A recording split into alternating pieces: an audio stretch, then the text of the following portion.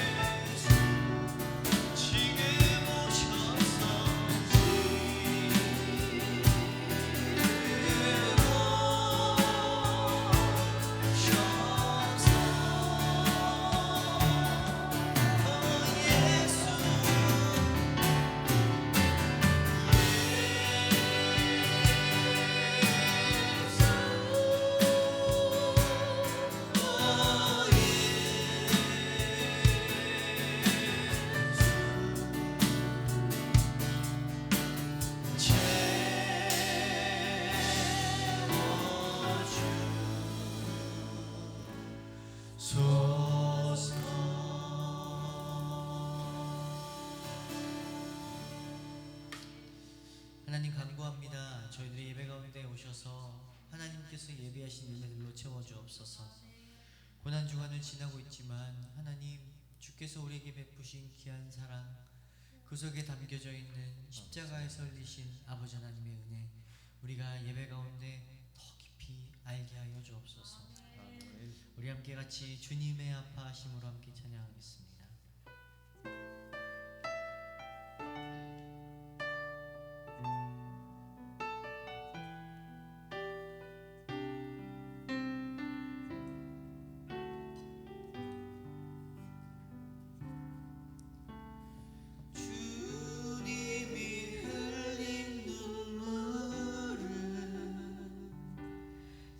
십자가의 무거움이 아니라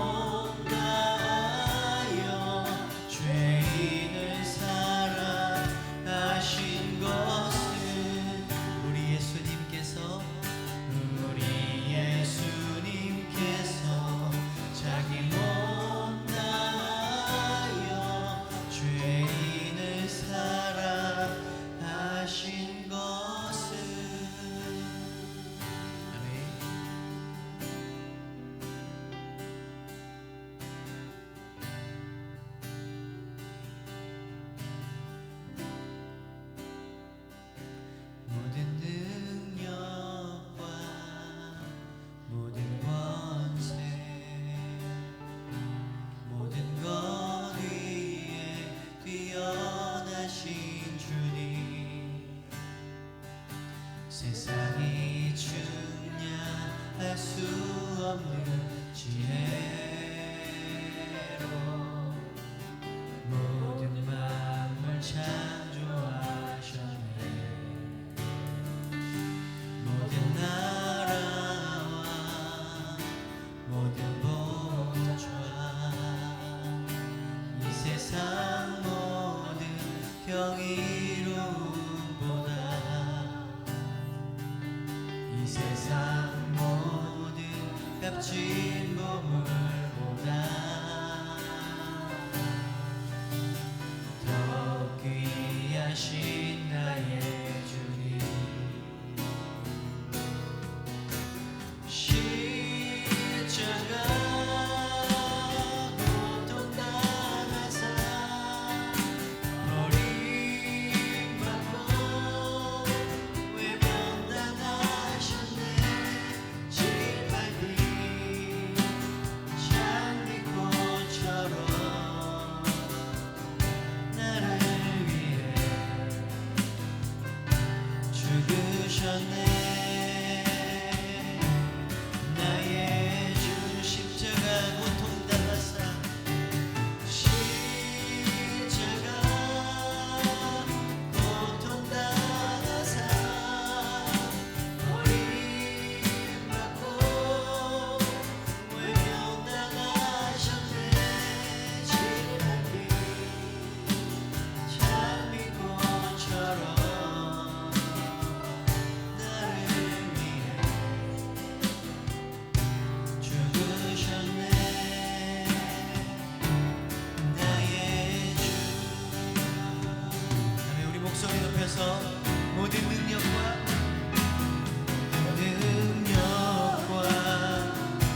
모든 권세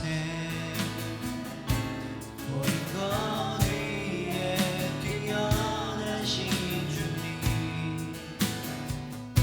세상이 증량할 수 없는 지혜로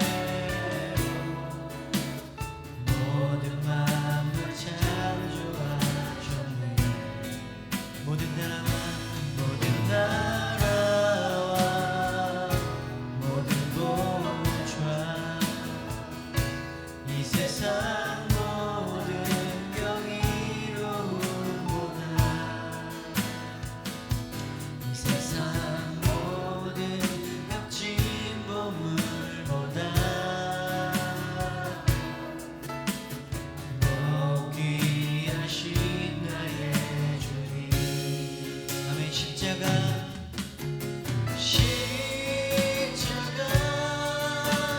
고통 당하사 버림받고 외면당하셨네. 질밟힌 장미꽃처럼 나를 위해 죽으셨네. 나의 십자가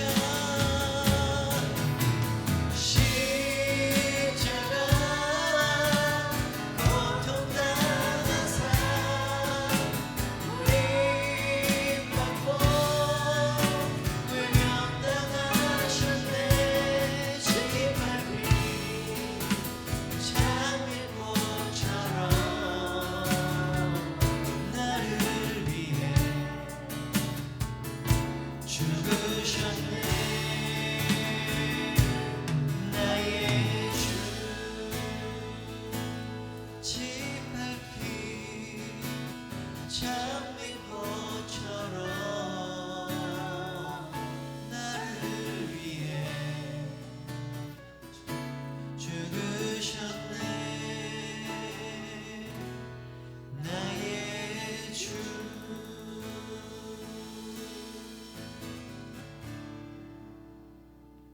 이 시간 같이 기도하겠습니다. 십자가에서 흘리셨던 그 그리스도의 사랑과 은혜를 또 그 순종을 우리가 예배 가운데 경험하길 원합니다. 아버지 하나님, 말씀 속에서 고난 받으셨던 또 우리를 위해 피 흘리셨던 예수님의 사랑을, 예수님의 고난을 함께 예배 가운데 말씀 가운데 더 깊이 깨닫게 하여 주옵소서. 같이 기도하도록 하겠습니다.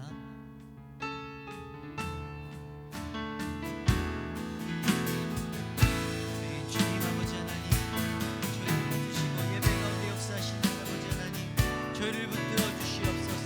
하나님, 교회를 붙들어 주시옵소서. 주님, 주의 은혜를 구합니다.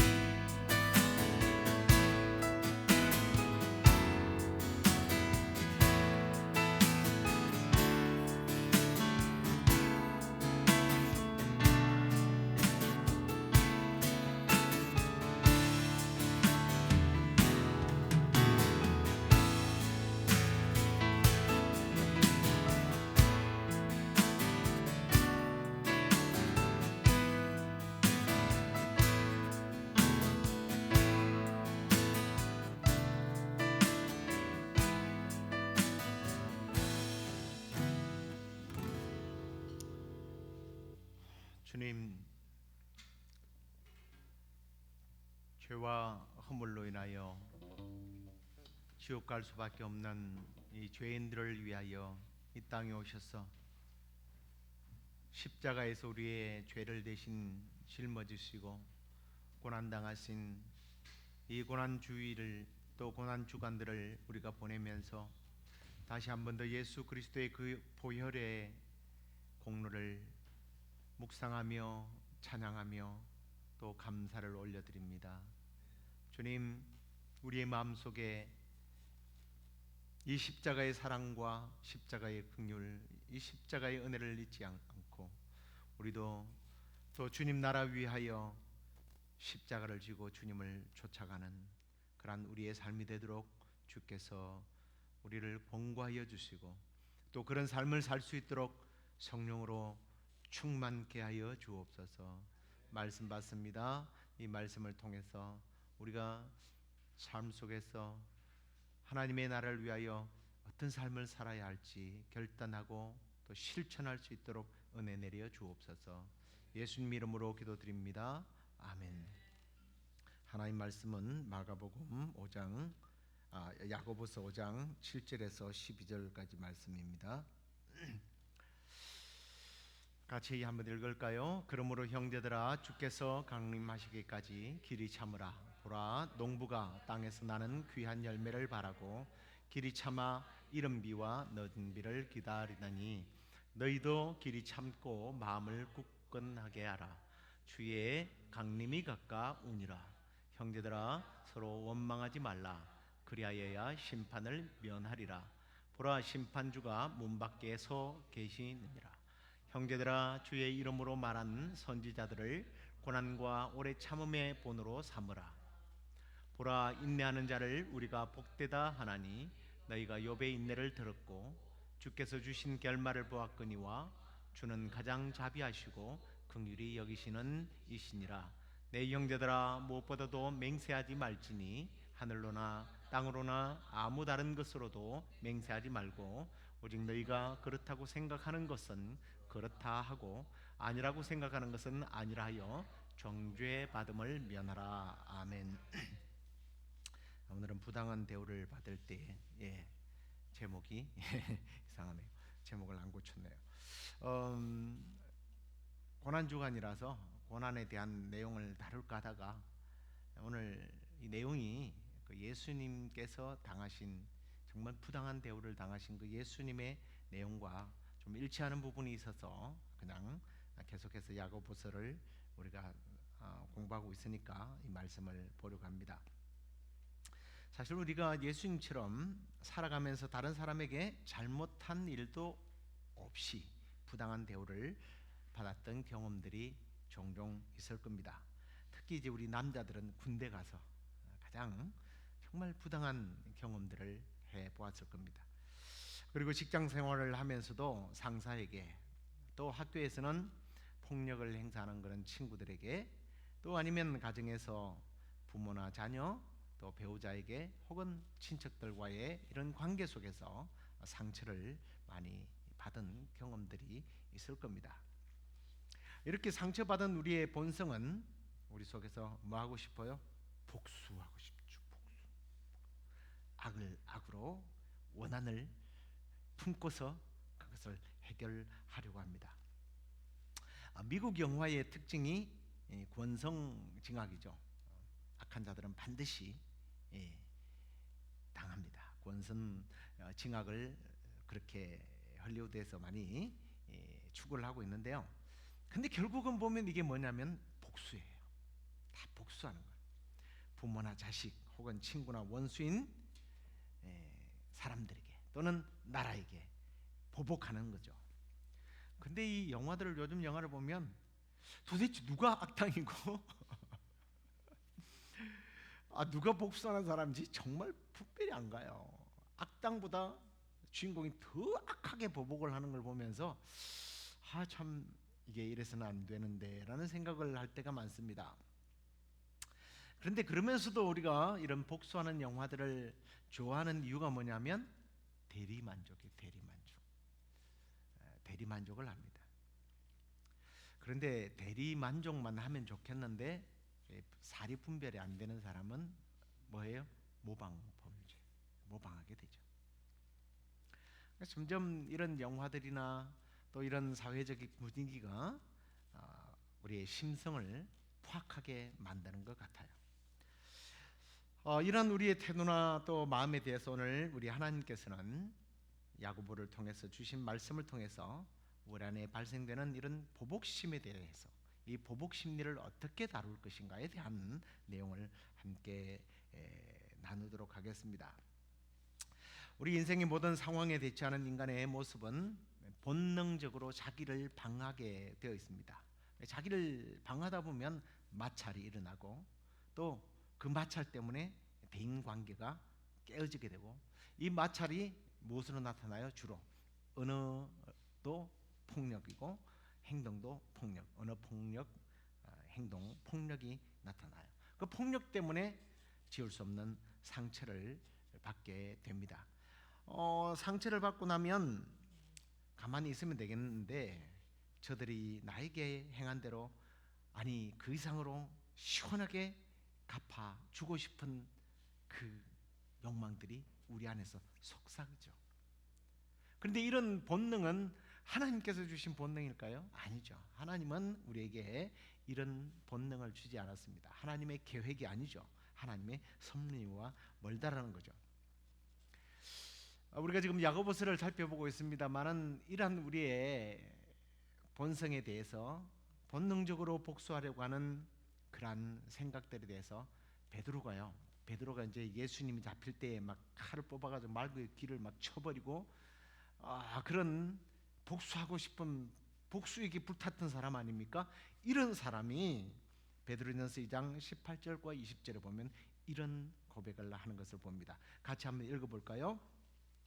베드로전서 2장 18절 사환들아 범사에 두려워함으로 주인들에게 순종하되 선하고 관용하는 자들에게만 아니라 또한 까다로운 자들에게도 그리하라.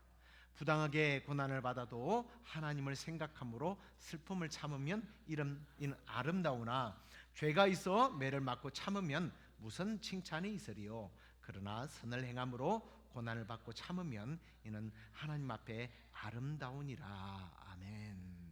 여기 보니까 아름답다라고 이야기를 합니다. 어떤 삶이 아름답다고 말합니까? 우리가 사회생활을 하다 보면 정말 그 상사가 이해심이 많고 친절하고 겸손한 사람들, 이런 사람들 앞에 우리가 어떻게 하고 싶어요? 충성하고 싶잖아요. 이걸 이제 우리는 여기서는 뭐라고 그럽니까? 순종하는, 복종하고 싶어요. 스스로 우러나서.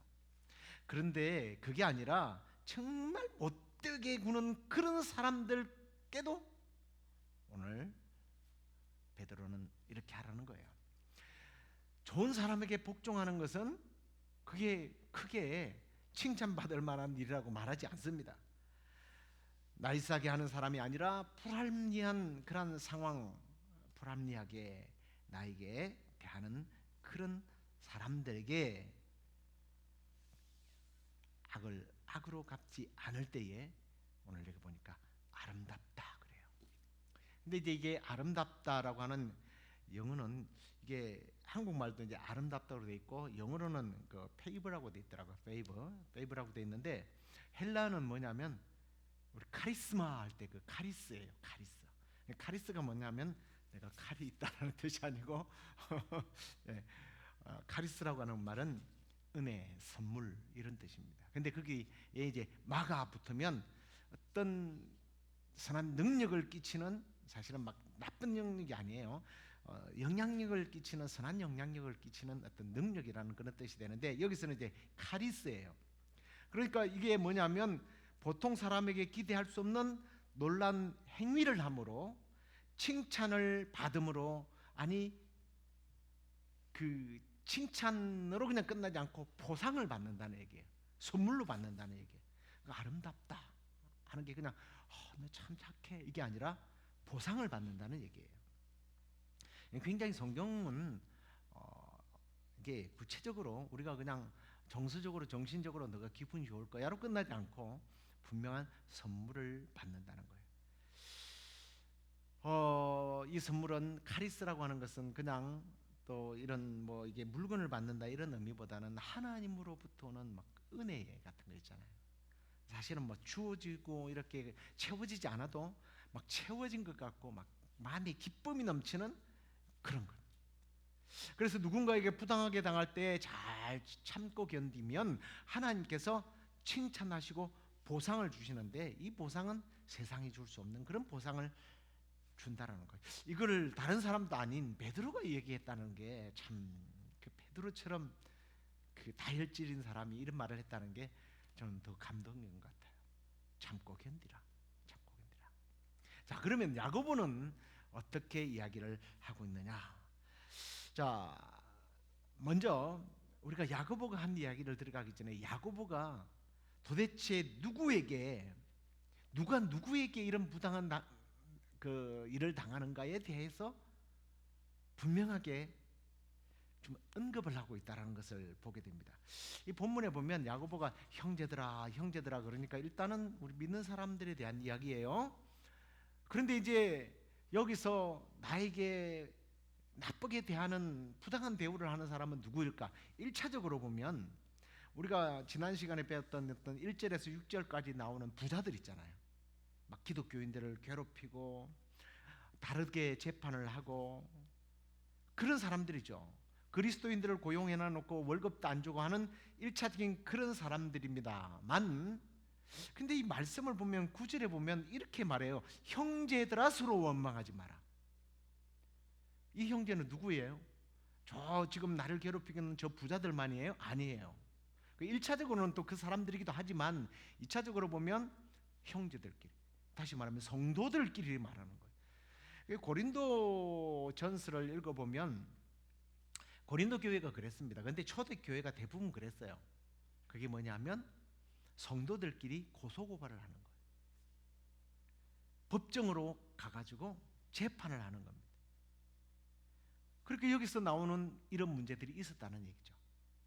그러니까 같은 교인들이 뭐 그냥 우리식으로 지금 현대식으로 한번 상상해 보면, 돈 많은 장로님이 뭐 기업체를 몇 개를 가지고 있는데 교회 와서 막 성도들에게 우리 기업체 와서 일하세요 뭐 그래가지고 막 모았는데 돈은 많이 버는데 자꾸만 월급을 안 주는 거예요.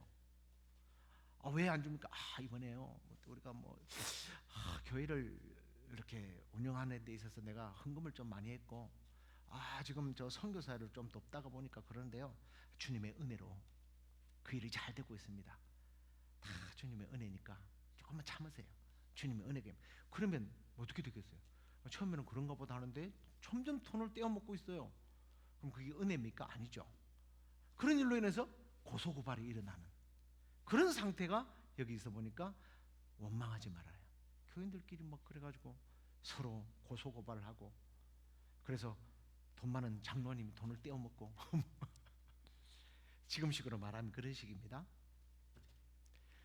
그리스도인들끼리도 부당한 대우를 받아서 상처를 입었을 때를 이야기하고 있는 거예요.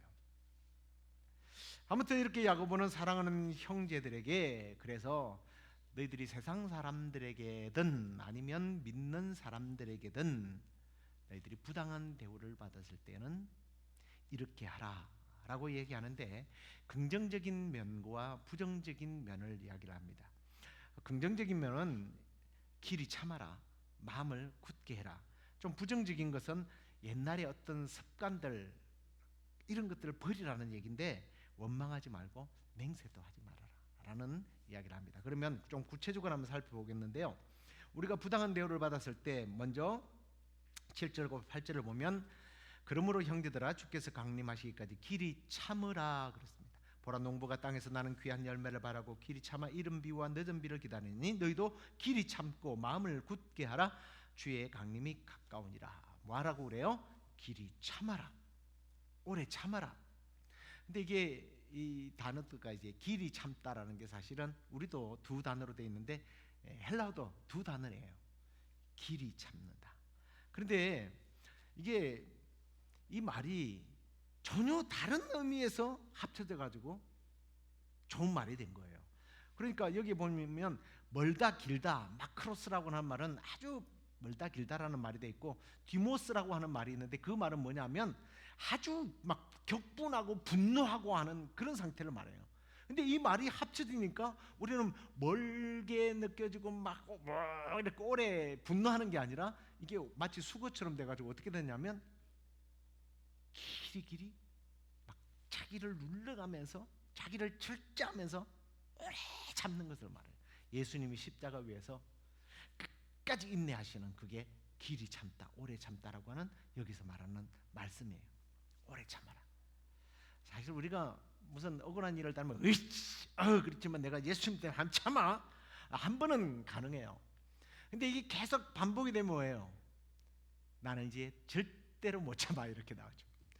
내가 3번은 참았는데 못 참아 뭐 이렇게 나와요. 근데 여기서는 오래 참아라.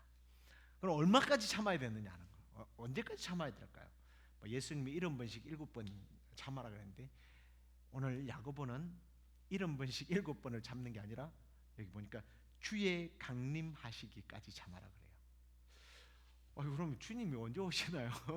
주님 재림하실 때까지 참으려면 영원히 참으라는 건데 참 어렵잖아요. 근데 이렇게 성경을 해석을 하면 조금 어떤 의미에서 너무 억울해요. 안 억울해요? 장로님 안 억울해요? 예수님 오실 때까지 참으라고 그러면 안 억울해요? 그래도 좋아요? 박 지사님 어때요? 에? 좀 억울하죠? 진짜 억울해요. 안 억울하다고 그러면 그 사람은 예수님이에요. 그런데요 성경은요 그런 식으로 너 정말 예수님 올 때까지 재림하실 때까지 참아 그러면요 성도들이 어때요? 실망이 되겠어요? 안 되겠어요? 실망돼요. 그런데 여기서 주의 강림하시기까지라고 하는 이 말은요 우리가 고난을 당할 때에 주님이 찾아오신다는 얘기예요. 막 억울해가지고 죽겠는데 주님이 너 내가 다시 올 때까지 참아라 그러면 언제까지 참겠어요? 근데 그게 아니라 우리가 고난 받을 때 주님이 그 현장에 나타날 때까지. 가끔씩 여러분 간증하시는 분들 중에서 그런 간증 들어보셨습니까? 못 참겠는데 그럼에도 막 참고 있는데 갑자기 주님이 막 내 마음속에 평안을 주시는 그게 여기서 말하는 주님의 강림하시기까지 주님이 내 마음속에 찾아올 때까지. 그래서 참는 거예요. 주님 나에게 참을 수 있게 해주시네요. 고맙습니다. 우리 예수님은 십자가 위에서 그렇게 참으셨는데 나도 참아야죠. 참겠습니다. 주님. 이걸 말하는 거예요. 그러니까 우리가 언제까지 참아야 돼요? 주님이 내 마음을 만져줄 때까지 참는. 그건 할 수 있겠죠? 아멘. 할렐루야. 뭐 저도 그런 때가 참 많았습니다. 옛날에 저희 집이 이게 절벽 위에 집이 있어요. 근데 이게 여기에 정말 비워도 자라나는 백가죽이라고 하는 그 옛날에 그 주로 가구를 짜는 나무죠. 그게 정말 번식력이 좋아요. 자르면요 한 2, 3년만 있으면요 이렇게 돼요. 그게 자꾸 자라니까 이 절벽 위에 이게 이 절벽처럼 이렇게 언덕이 이렇게 있는데 뭐 언덕도 이 정도 되는 언덕인데 거기에 나무가 심어져 있으니까 이게 자꾸 벽이 무너져요. 근데 바로 여기 집이 있는 거예요. 그러니까 이 집하고 이게 관계가 너무 안 좋아. 근데 그 집이 사돈 집이에요. 우리 작은 어머니가 그 집의 여동생이에요. 아저씨. 그 사돈이니까 서로 다투지도 못하고 이러다가 이제 어느 날지 서로 이제 막 감정이 복받쳤어요. 근데 친구 녀석이 술을 먹고 어른들 싸움에 막 괜히 자기가 막 칼을 갖고 와서 막 휘두르고. 제가 한성질하면 안 보이는 사람이거든요. 저걸 죽여버려 말아버려 막 이런 마음이 막 드는데 주님 어떻게 하죠? 참아야 되나요? 근데 갑자기 참으래요. 막 못 참겠더라고. 막 지금 돌이라도 가져가서 씻고 싶은데 참으래요. 참았습니다. 가서 그 녀석의 딱 팔을 잡으면서 막 이러면서 휘두르다가 내가 딱 웃으면서 가서 손을 딱 잡으면서 영서가 너 왜 그러니? 칼라. 그랬더니 저를 보더니 갑자기 칼을 팍 든 아이씨 예수 믿는 새끼들 이러면서 가버려요. 그 예수님이라는 말을 내가 한마디도 한 적이 없어요. 근데 주님이 참으라는 마음을 탁 줄 때에 참으니까 갑자기 예수 믿는 것들 이러면서 그냥 가버리더라고요. 그때 참을 때에 예수님이 역사하실 때에 이게 해결이 되지 내가 인간적인 방법으로 다투고 싸우고 이게 되는 문제가 아니구나라는 것을 깨닫게 됐어요. 우리는 이런 주님의 약속을 기억하지 않고 길이 참지 못해서 내가 하기 위해서 내가 해결해야 된다고 막 날뛰다가 이를 더 크게 만드는 때가 많잖아요. 또 성급하게 하나님이 간섭해 주기를 재촉하기도 합니다. 빨리 해결해 주세요. 빨리. 그런데 오늘 주님은 하나님 말씀은 오래 기다리라. 그러면서 어떤 예정을 하나 들고 있는데 7절에 보니까 그게 농부에 대한 농사에 대한 예를 듭니다. 이른 비와 늦은 비를 기다린다고 하는데 이게 어떤 말이냐면 이스라엘 땅은요 아주 거칠어요. 우리 교회 사람들은 이제 메타와를 가니까 너무 잘 알잖아요. 메타와에 보면 얼마나 땅이 거칠어요. 비가 안 오면요 그 땅은 아무것도 못하는 아주 딱딱하고 건조한 마사토 같은 그런 거잖아요. 그런데 이렇게 비가 오면요 이게 푸석푸석해져요. 부드러워져요. 그래서 이른 비 때 파종을 합니다. 이걸 심어요. 곡식들을 뿌립니다. 그러면 이게 들어가서 곡식을 맺는 거예요. 그 늦은 비는 뭐냐? 이게 자라다가 이제 알맹이가 차야 되는데 이 비가 안 오면 알맹이가 안 차는 거예요. 영양분을 못 받아가지고. 그러면 오래 기다려야 한다는 말이 뭐냐면 요즘처럼 뭐 농수로가 개발되고 그런 땅이 아니니까 뭐만 기다리는 거예요? 비만 기다리는 거예요. 비 올 때까지. 그런데 비가 안 와요. 그러면 가서 돌을 깨고 뭐 심어보려고 아무리 해봐도 소용이 없다는 거예요. 그래서 그냥 그래 비가 오기만 하면 주여 하늘만 쳐다보고 있는 거예요. 그걸 이야기하고 있는 거예요. 때가 되면 농부는 이른 비와 늦은 비의 도움으로 땅에서 나는 귀한 열매를 먹듯이 성도는 억울한 일이 있을 때 인내로서 버티면 하나님의 은혜를 먹게 된다는 거예요. 억울할 때 조금만 더 참으십시다. 그래서 하나님이 주시는 은혜를 먹을 수 있기를 바랍니다. 그 다음에 또 하나는 8절에 보면 마음을 굳게 하라고 했어요. 이건 마음을 굳게 하라는 말은 우리는 가끔씩 마음을 모질게 한다, 모진다는 게 사투리 아니죠. 모질게다, 모질다라는 뜻을 하는데요. 막 그냥 아주 강탁한 마음을 먹는 줄 아는데 여기서 이 굳게 하라는 말은 의외로 지지대라는 뜻입니다. 받침대라는 뜻이에요.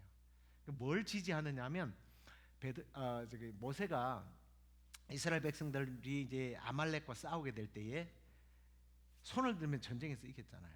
그래서 팔이 아프니까 손을 내리는 거예요. 그러니까 아론과 훌이 가서 이 팔을 붙들어주는 이걸 지지대, 이걸 굳게 하다는 뜻이에요. 성경에서 말하는 이 굳게 하다는 뜻이 조금이라도 이걸 신뢰하지 못하면 아유 힘들어 그러고 나와버리면 이스라엘은 전멸하는 거예요. 우리의 마음이 흔들려서 주님이 강림하셔서, 아니 주님이 오셔서 내 마음을 평안케 하시던 그 상황을 해결해 주실 때까지 기다리지 못하면 끝나는 거라는 거예요. 그래서 그 기다리는 마음, 확고하게 기다리고 있는 그 마음을 여기서 굳게 하라는 뜻입니다. 언제까지? 주님 오실 때까지, 주님이 내 삶의 현장에 오실 때까지.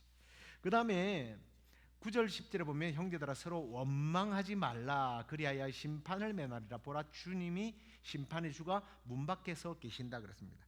부당한 대우를 받을 때 원망하지 말아라. 우리 주변에 싸우지 않고 잘 참는 사람들이 있습니다. 참 이런 분들 보면 존경스러운데요, 성경에서는 단순히 그냥 잘 참는 것이 좋다라고 이야기하지 않습니다. 잘 참는데 원망과 불평을 하면서 참는 사람도 참는 거잖아요. 하나님 원망해가면서, 사람들 원망해가면서. 그 원망이 우리는 막 말로 표현하는 것만 원망으로 생각하는데, 여기서 헬라어에서 원망하다는 단어는요 이런 거예요. 한숨을 쉬다라고 돼 있어요. 쉬엄하다라고 돼 있어요. 그리고 중얼거리다 할 때도 이 단어를 씁니다. 그러니까 무슨 의미인지 알겠죠? 참아요. 아이씨, 그래 참아요. 내가 참는데, 아이씨, 참아야죠. 이건 성경에서 참는 거라고 말하지 않습니다. 이게 뭐냐면 성경에서 말하는 원망이에요. 근데 참 이게 이 중얼거리다는 이 원망하다가 단어가 굉장히 재밌어요. 스테나제테예요.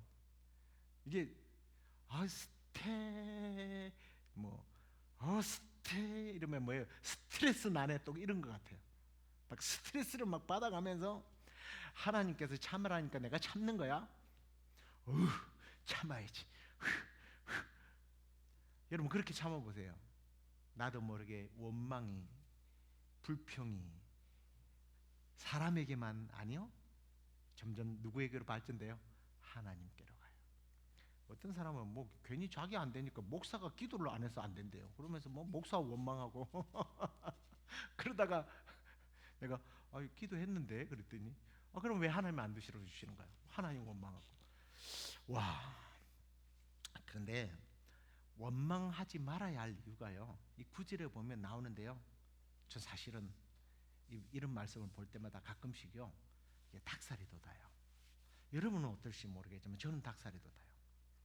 심판, 우리가 이게 원망하지 말아야 할 이유는 이 뒤에 보니까 구절을 한번 더 띄워 보실래요? 뭐라고 말합니까? 형제들아 서로 원망하지 말아라 그리하여 심판을 면하리라. 그 다음에 한번 같이 읽어볼까요? 보라 심판주가 문 밖에 서 계시느니라.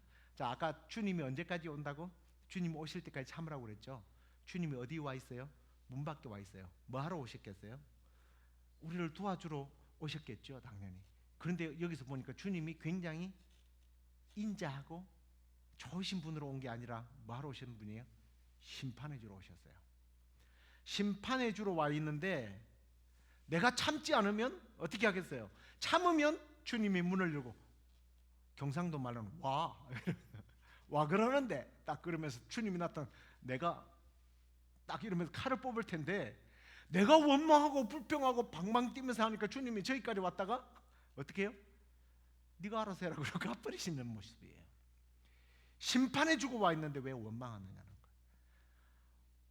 거예요. 여러분은 소름 안 끼쳐요? 우리 주님이 심판하러 와 있는데 내가 방방 뜨다가 나도 그거 해결을 못하고 주님도 해결 안 해주는 거예요. 심판의 주가 문 밖에서 서 있다.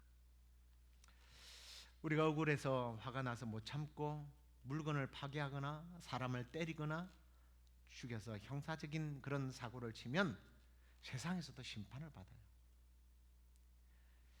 정상참작이라는 말이 있는데 그게 어느 정도는 되지만 반드시 법에 대한 제재를 받게 됩니다. 이와 마찬가지로 하나님께서는 도와주시든지 벌을 내리시든지, 도와준 다음에 나를 도와주시고 벌을 내린다면 그 나를 억울하게 하는 그러한 사람들에게 주님이 갚으시겠죠. 그래서 참아야 된다라고 말합니다. 그러면 어떻게 참아야 되느냐? 여기도 보니까 또 예정을 들어요. 10절에 보니까 형제들아 주의 이름으로 말한 선지자들은 그렇게 고난과 오래 참음의 본을 너희들에게 보여주지 않았느냐. 그들이 어떻게 참았는지 너희들도 보아라. 저는 이 말씀이 그 오래 참음으로 보이는 그것이 선지자들이 꼭 고통만 당하는 것이라고 저는 생각하지 않습니다. 저는 이 말씀을 보면서 마치 갈면살에서 3년 6개월 동안 오래 참고 기다렸던 엘리야가 칼을 뽑아서 850명의 거짓 선지자들을 처단하는 모습을 상상해 봤습니다. 그의 힘으로 어떻게 그 일을 할까요? 이건 주님의 심판이에요. 주님이 심판하신 거예요. 오래 참을 때 심판해 주고. 그 다음에 마지막으로 부당한 대우를 받을 때 어떻게 하라 하느냐면 5장 12절에 보니까 맹세하지 말아라. 내 형제들아 무엇보다도 맹세하지 말지니 하늘로나 땅으로나 아무 다른 것으로도 맹세하지 말고 오직 너희가 그렇다고 생각하는 것은 그렇다, 아니라고 생각하는 것은 아니라 그렇게 말하라고 말합니다. 여기서 야고보가 우리가 부당한 대우를 받을 때 맹세하지 말라고 하는데 이 두 번의 맹세를 이야기합니다. 달라요. 두 번의 이야기를 하죠. 첫 번째 맹세하지 말아라 그냥 이렇게 합니다. 여기서 이 맹세는 소극적인 태도를 말해요. 다시 말해서 이것은 생사를 어떻게 결정하는 중대한 법적 맹세가 아니고 아무 생각 없이 하는 맹세 있잖아요. 내가 맹세하는데 있잖아, 내가 하늘을 두고 맹세를 하는데 그건 아니야. 그건 뭐 별로 중요하지도 않는 것. 그 맹세를 말하고요. 두 번째 맹세는 굉장히 좀 강력하죠. 하늘로나 땅으로 맹세하지 말아라라고 말합니다.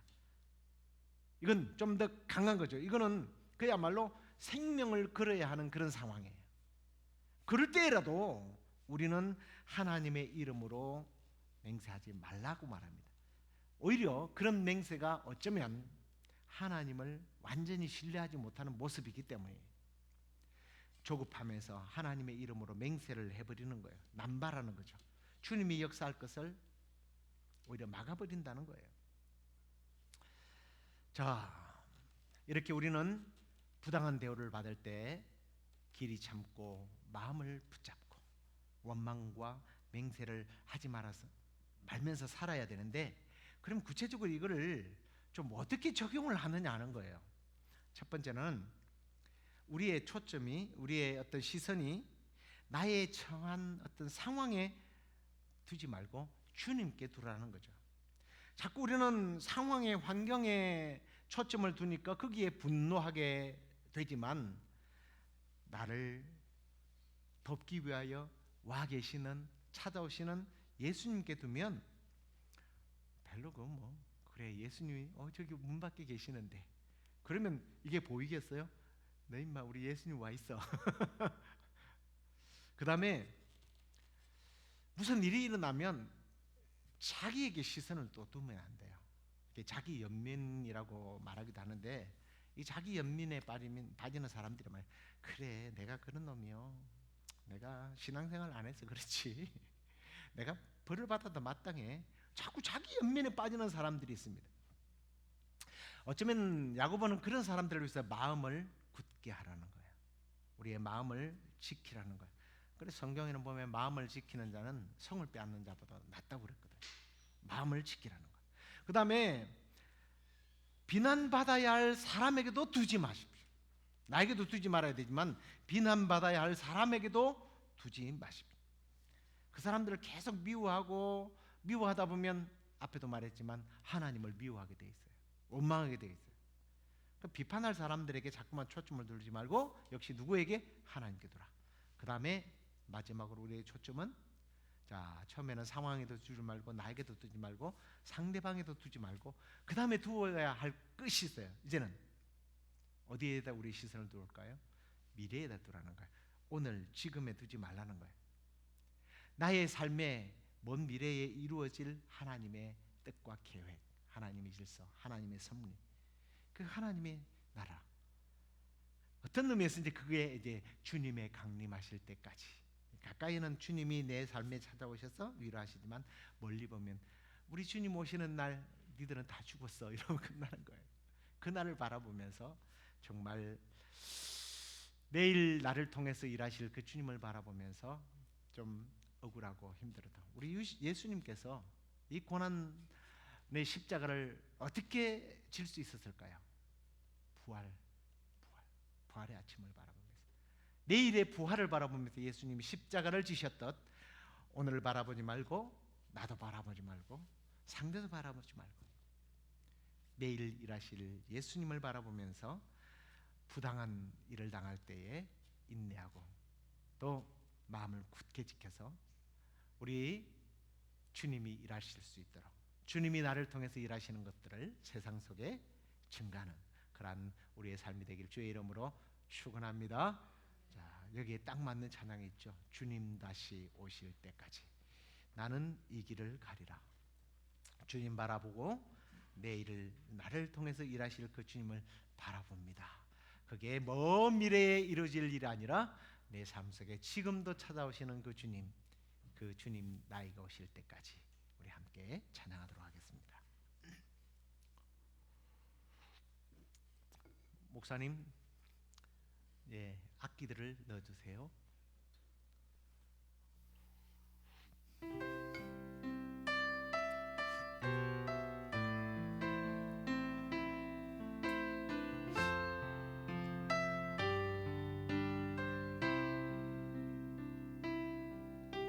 주님 다시 오실 때까지 나는 이 길을 가리라. 좁은 문 좁은 길 나의 십자가 지고 나의 가는 이 길 끝에서 나는 주님을 보리라. 영광의 내 주님 나를 맞아주시리. 주님 다시 오실 때까지 나는 일어나 달려가리라. 주의 영광 온 땅 덮을 때 나는 일어나 노래하리. 내 사모하는 주님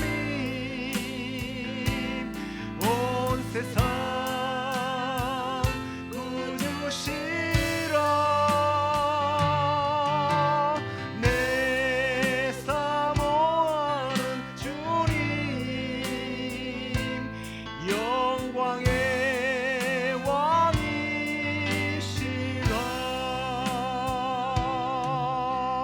주님 다시 오실 때까지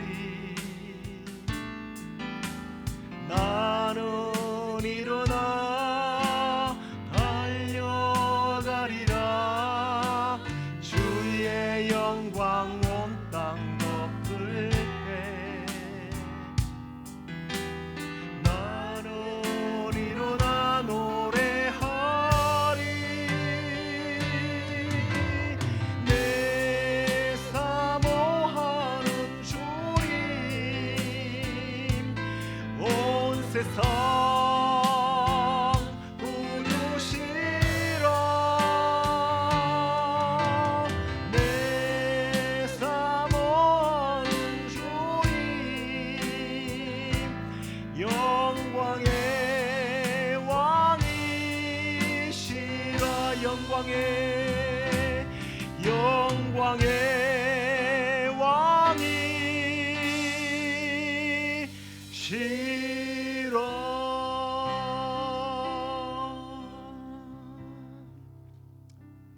우리 이 시간에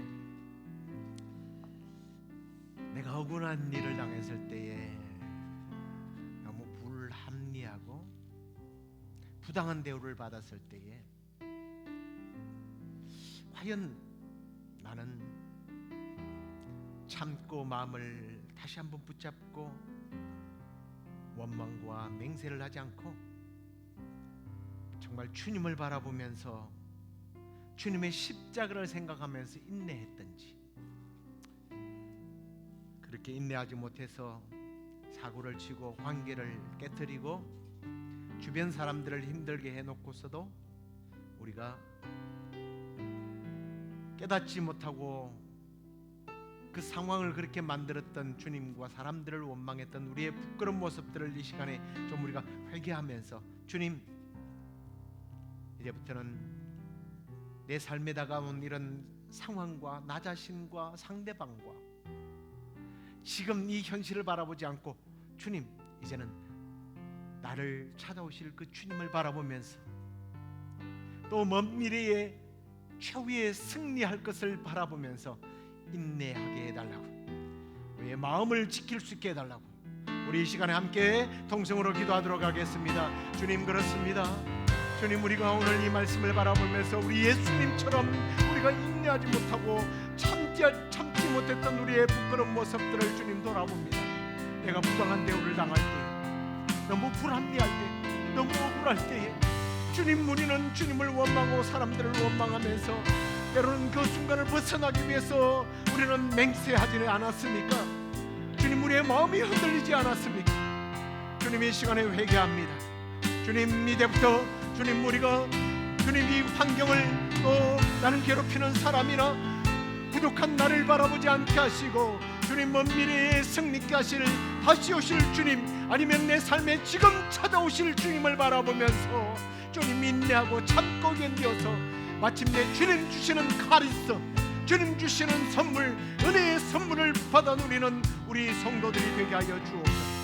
그래요, 주님, 믿지 않는 사람들조차도 이제 우리의 그런 모습을 통하여 하나님의 역사심을, 하나님의 살아계심을, 하나님이 우리의 삶을 주장하고 계심을, 우리가 억울할 때, 우리가 정말 힘이 없을 때 우리를 도우시는 그 주님을 보여주는 우리의 삶이 되게 하여 주시옵소서. 이제 우리가 며칠 후면 부활주일을 맞이하게 되는데, 우리가 그냥 부활주일을 맞이하는 것이 아니라 우리의 삶에 일어났던 모든 고난의 시간들이 끝이 나고 다시 새롭게 도약하는 우리의 마음과 영과 육체가, 그리고 또 우리의 삶이 부활주일을 맞이하죠. 회복되어지고 일어나는 역사가 일어나는 부활주일이 되도록 위해서 기도하고, 또 우리 교회가 이번 부활주일을 통하여서 새롭게 도약하는 기회가 되게 해달라고, 부흥하는 교회가 되게 해달라고, 이 지역을 책임지는 그런 교회와 성도들이 되게 해달라고, 교회를 위하여, 예배를 위하여 우리 다시 한번 더 기도하겠습니다. 아버지 하나님, 감사합니다. 참으로 우리가 이 고난 주간을 주님을 묵상하면서 보냅니다만, 주님, 우리의 삶에도 다가오는 이 고난, 아버지, 이 아픔, 이 실패, 주님, 이 눈물, 이 아픔, 이 고통들이 참으로 예수 그리스도가 부활하심으로 말미암아 많은 죽었던 자들이 살아났던 것처럼, 그 부활의 영광을 그 당시에도 경험했던 것처럼, 오늘 우리의 삶에, 우리의 가정에, 우리의 육체 가운데, 우리의 영적인 가운데, 우리의 아버지의 정신 가운데 역사되어져서, 아버지 하나님, 우리가 이번 부활절을 맞이할 아버지 말미암아 우리의 삶이 부활되어지는, 우리의 삶이 일어나게 되는, 우리의 삶이 회복되어지고 치유함의 역사가 일어나는 그러한 시간이 되도록 인도하여 주시옵소서. 아버지의 부활절의 예배가 아버지 하나님 매년 드려지는 그런 예배가 아니라, 형식적인 예배 아니라 부활의 영광을 경험하는 예배가 되게 하여 주옵소서. 부활의 능력을 경험하는 예배가 되게 하여 주옵소서. 그 부활의 능력으로 지난날의 모든 상처와 두려움과 질병을 치유함을 받는 그러한 예배가 되게 하여 주시고, 아버지 하나님, 그 부활의 능력으로 말미암아 우리 제자들이 땅끝까지 복음을 증거하며 세상을 치유하는 그러한 제자들이 되었던 것처럼, 우리 교회가 이번 부활절을 기하여서 세상을 책임지는, 세상을 치유하는 아버지 하나님, 그러한 교회로 주님 거듭날 수 있도록 주께서 함께하여 주시옵소서. 주님, 우리는 지금까지 참 너무 억울한 일을 많이 당하면서 배려해 주지 못하고 부당한 대우를 하며 우리를 괴롭히는 세상 사람들뿐만 아니라 주변에서 믿었던 부모, 형제, 가족들, 또 이 교회 안에서 우리에게 상처를 주었던 그런 모든 사람들이 우리를 힘들게 할 때 우리가 오래 참지 못했음을 이 시간에 회개합니다. 원망했음을 회개합니다. 주님, 불평했음을 회개합니다. 우리 주님께서 십자가를 지러 가실 때 도살장에 어린 양 끌려가듯 묵묵히 신음하며 그 십자가의 고난의 길을 걸어가시고 마침내 부활 승리하셨던 그 주님이 이제 우리의 삶에 주님 찾아오시는 그 순간까지 인내하며 참을 수 있는 마음을 허락해 주옵소서. 현실을 바라보거나 연약한 나를 바라보거나 나를 괴롭히는 상대방을 바라볼 것이 아니라 우리 주님 문 앞에서 심판의 주로 나를 도와주러 와 계신 것을 바라보게 하시고, 그래서 인내함으로 다시 한 번 더 이기고 승리하여 카리스 주님이 주시는 그 은혜의 놀라운 선물들을 받아 누리는 우리 모두가 되게 하여 주옵소서. 주님, 이번 부활절 그 주일 예배를 우리가 기다립니다. 그 부활 주일에 우리 모두가 부활의 영광을 단순히 감성적으로 우리가 경험하고 또 축하하는 예배가 아니라 우리의 영이, 우리의 육체가, 우리의 삶이 부활의 영광에 참여하는 그런 기쁨과 은혜를 누리게 하여 주시옵소서. 지금은 우리 주 예수 그리스도의 은혜와 하나님의 그 크신 사랑과 성령의 위로 교통 충만하심이 불합리하고 부당한 일을 당할 때 우리 예수님을 생각하면서 주님 오시는 그 시간까지 기다림으로 승리하기를 원하는 우리 시애틀 영락교회 성도들과 이 방송을 듣는 모든 이들에게 지금부터 영원토록 함께 있을지어다. 아멘.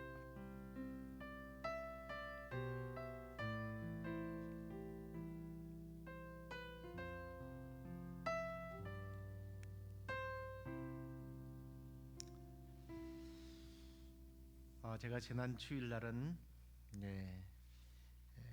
주변에서 이제 새로운 교회가 또 하나 세워져서 그곳에서 말씀을 전해서 여러분들과 함께하지 못했는데요. 이번 주일날 다시 이제 우리 강단을 지키게 되었습니다. 주일날 부활 주일이죠.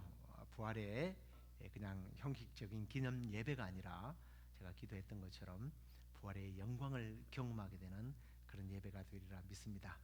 주일날 뵙도록 하겠습니다. 평안하십시오.